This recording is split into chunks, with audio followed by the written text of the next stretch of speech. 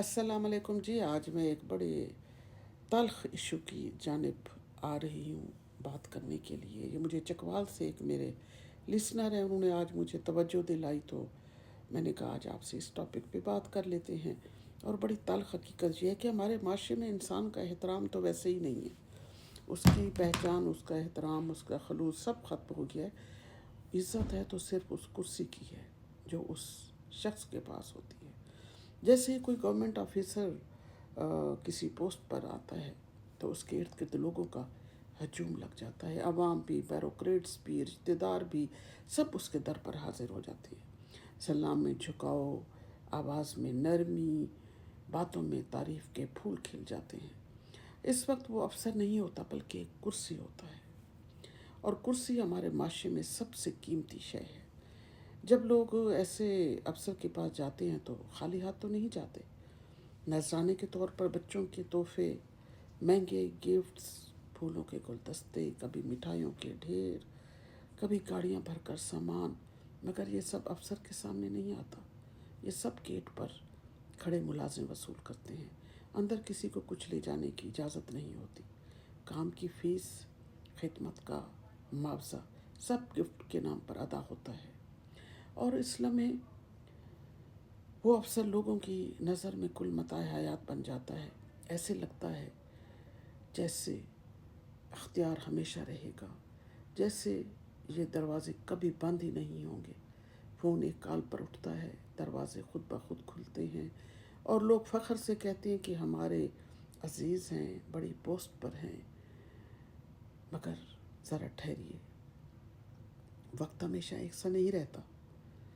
जैसे ही ट्रांसफ़र होता है, जैसे ही फाइलें किसी और मेज़ पर पहुंचती हैं या रिटायरमेंट का एक नोटिफिकेशन आता है, वही हजूम खामोशी से बिखर जाता है। वही लोग जो कल तक सर आंखों पर बिठाते थे आज फ़ोन नहीं उठाते। वही रिश्तेदार जो अपने ताल्लुक़ पर नाज करते थे आज नज़रें चुरा लेते हैं। तब अचानक याद आता है, ये तो हमारे मामू हैं, ये तो हमारे कज़न हैं, ये तो हमारे फूफा, चचा, ताया, खालू हैं। ये याद बहुत देर से आती है। इस तस्वीर का दोस्तों दूसरा रुख और भी तकलीफ दे है।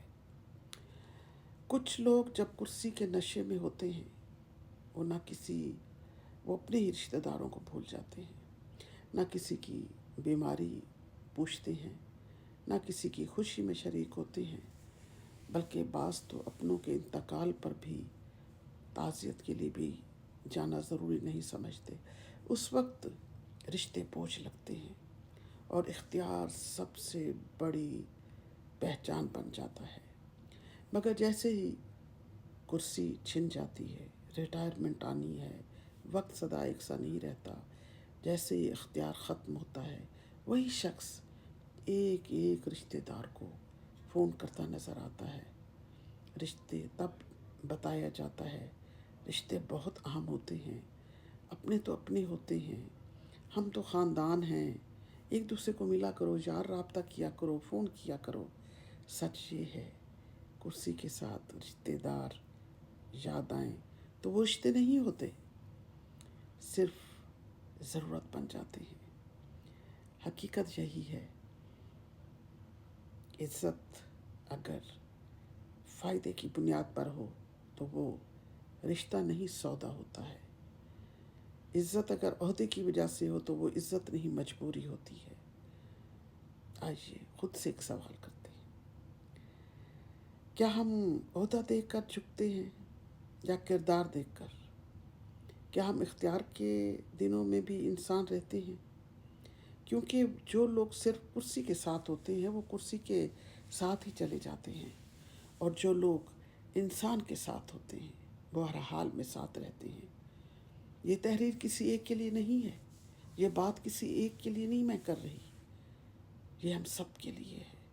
अगर पढ़ते हुए दिल में चुभन महसूस हो, सुनते हुए दुख का एहसास हो, तो समझ लीजिए ये बात हम सब से कही जा रही है।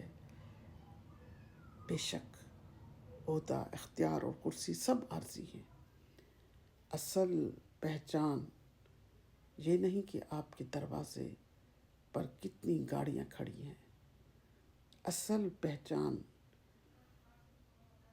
یہ ہے کہ کرسی چھن جانے کے بعد آپ کے جنازے اور دکھ میں کون کھڑا ہے، کیونکہ تاریخ کرسی پر بیٹھنے والوں کی نہیں، انسان بن کر جینے والوں کو یاد رکھتی ہے۔